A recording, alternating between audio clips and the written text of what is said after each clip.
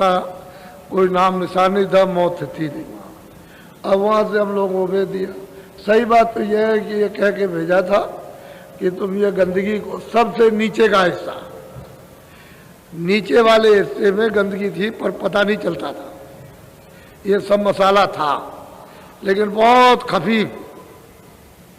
तो उसी मसाले के साथ जो सुरतें थी, कहा तुम चले जाना, उसको सबको वहीं छोड़ देना, और तुम चले आना। तो ये नहीं आना चाहती थी, ये सब प्रार्थना करने लगी सबकी सब। तो उन्होंने कहा अच्छा हम संत बोध भेजते हैं। तो उनके साथ में अपना बोध साथी उतार दिया और ये कहा कि वो हमारा बोध हमेशा रहेगा। तो उसी को कहते हैं गुप्त संत। वो हमेशा रहे, एक भी सूरत रह जाएगी तब तक वो यहाँ रहेगी, और वो हमेशा दरबार में आते जाते रहते हैं, सबसे मिलते हुए जाते हैं, सब मंडलों में। उनके सामने कोई मंडल छुपते नहीं, कोई लोग छुपते नहीं, सब में जाकर, और सच्चे यानी दरबार में सब हाजिरी देते हैं और वहाँ सब सूचना देते हैं। और वो यहाँ जब तक रहेंगे आप तब तक वो रहेंगे यहाँ, उनको यहाँ कोई नहीं पहचान सकता। इस तरह से तब सूरतें आई थी यहाँ, नहीं आने नहीं चाहती थी, तब उन्होंने मना करके भेजा। फिर भी है कि कितनी खेप निकल गई, अनगिनती खेपें चली गई जिसकी कोई गिनती नहीं है। लेकिन लाख लाख बरस पूरा होने पर, लाख बरस का शरीर मिला, यहाँ रहे सब ज्ञानी थे, सब विज्ञानी थे, कोई पाप पुण्य के कोई झगड़ा मगड़ा नहीं था। और जैसे पूरा समय हुआ वापस लौट गए। बहुत समय के बाद तब ये नियम बना है, और जब से ये नियम बना तभी से हम बांध लिए गए, तभी से हमारे साथ में जंजीर यानी हथकड़ी बांधी गई कि अब तुम कर्जा चुकाए जाओ, और मतलब ये है कि अब घर चले जाओ। तभी तो धर्मराज तलाशी लेता कि इधर कौन जा रहा, तो उसकी आवाज इतनी है कि कितने बड़े बड़ों की फूंक निकल जाती है। कह ले क्या है तुम्हारे पास में, कह लगे देख लीजिए आप, क्या जा रहा दो, तो टिकट दिखा देते हैं महापुरुषों का कि ये है। कह ला अच्छा अच्छा अच्छा, फिर नहीं रोकेंगे, कह देंगे अच्छा जाओ। और अगर आपके पास टिकट नहीं है तो फिर कहते हैं कि सबका झारा ले, तो सबका झारा लेता, उलट नरक में दे, फिर फौरन मतलब ये पर वापस जाओ, सीधे निकल आए। उसके बाद में कर्मों का जखीरा और फौरन वापस करना, जाने नहीं देना। ऐसा चौकी पहरा उसका लगा हुआ है जब से ये नियम बना तब से। अब यह है कि इसी कलयुग में अब कितनी सूरतें निकल गई, कितनी निकल रही।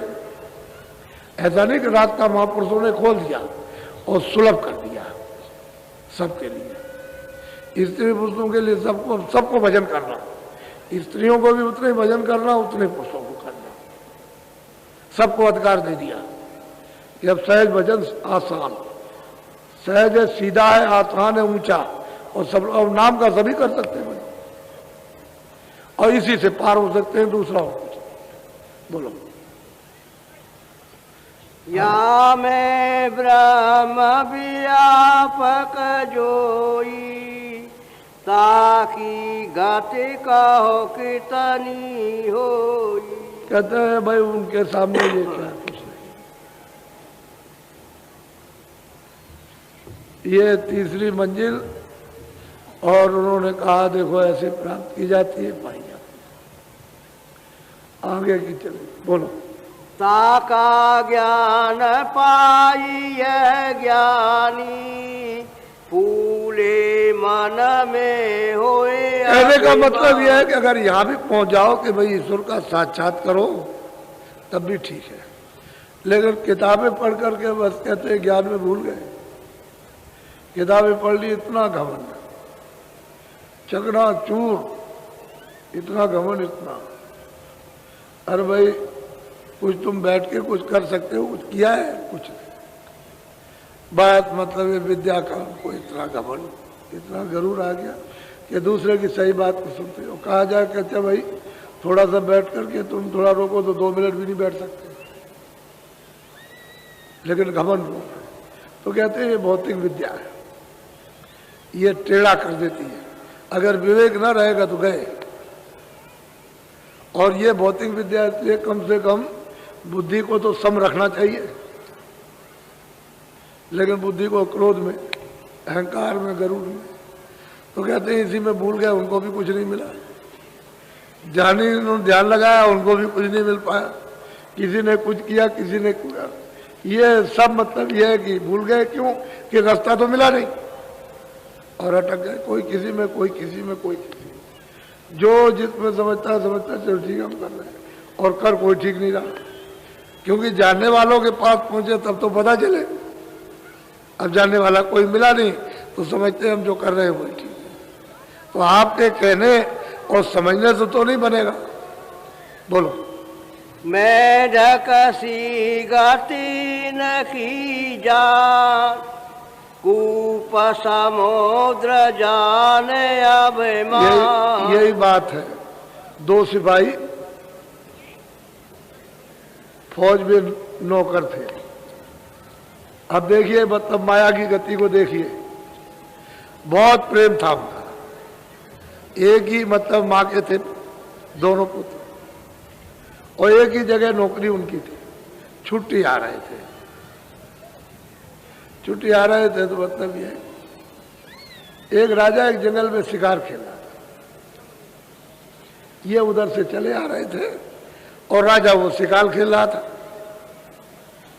तो उसने देखा कि ये हिरन भागा चला जा रहा और रास्ते से ऐसे गुजरा तो देखा कि एक औरत इधर कैसे जा रही, तेज अच्छे कपड़े पहन करके, बड़ी तेज रफ्तार से।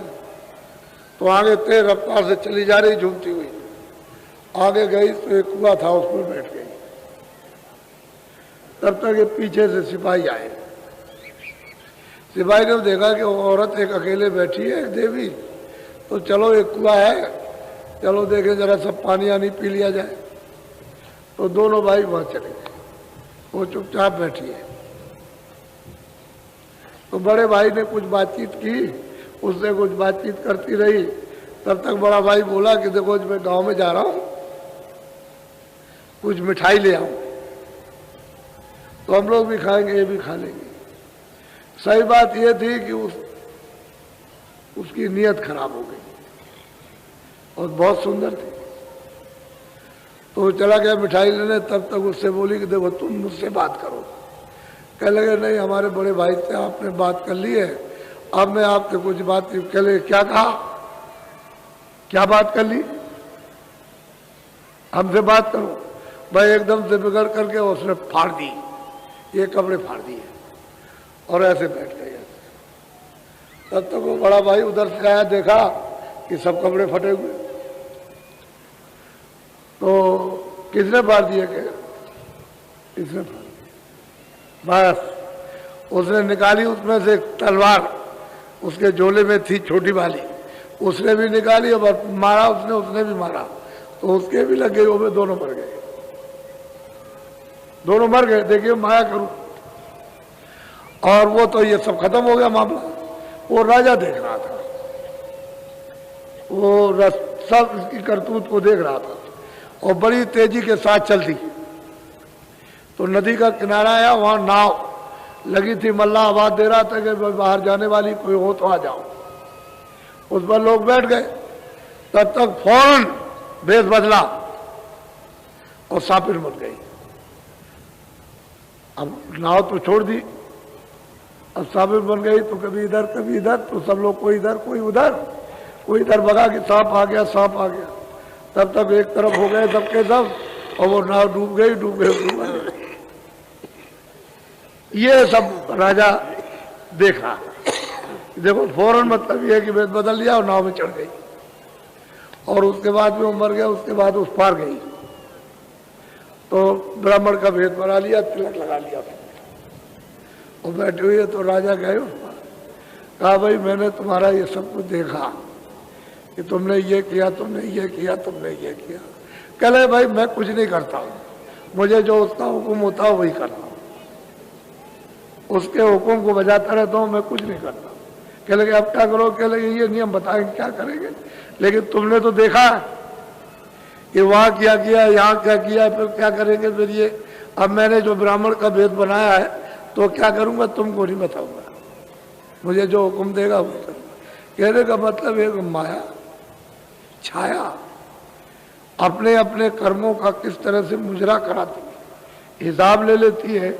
इसीलिए तो कर्म क्षेत्र मैदान है कि आप जो कर्म करोगे सब आपको भोगना, और बिना महापुरुषों के इन कर्मों को कोई नाश नहीं कर सकता। महापुरुष ही नाश करेंगे कोई नहीं, दूसरा कोई कर ही नहीं सकता, क्योंकि कहाँ इनका खाता लिखा हुआ है वो महापुरुषों को मालूम है कि वहाँ क्या क्या कर्म है, उनको तो पता है। जब तक वो खाता फट नहीं जाएगा तब तक तुम कैसे रिहा हो सकते हो। इसलिए आप जो प्रार्थना नहाते वक्त में आपने की है कि हम शाकाहारी रहेंगे, तो बिल्कुल पक्का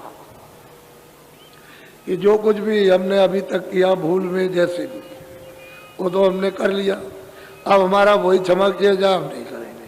क्यों आप क्यों करते हो, क्यों किसी को मारते हो, चाहे गाय हो चाहे बकरी हो, चाहे पशु हो चाहे पंछी हो, चाहे बच्चा हो चाहे बच्ची हो, चाहे स्त्री हो चाहे पुरुष हो, सबका बदला आपको देना पड़ेगा, कोई भी नहीं बच सकता। ये राजा लोग कत्ल कराते हैं और फौज लड़ जाती है और ये करा लेते हैं अपने स्वार्थ के लिए, तो क्या राजा को भोगना पड़ेगा, बचने वाला वो भी नहीं है। वो ये कहता हो कि नहीं हमने तो नहीं किया, वो तो लोगों ने किया, वो कुछ नहीं, वो तो भोगना उसको सजा मिलेगी, कोई बचेगा। इसलिए कहते हैं तब करो तो राज का प्रलोभन के अच्छा राज ले लो, और राज ले लिया तो फिर आपने भोग भोगे नरक को चले गए।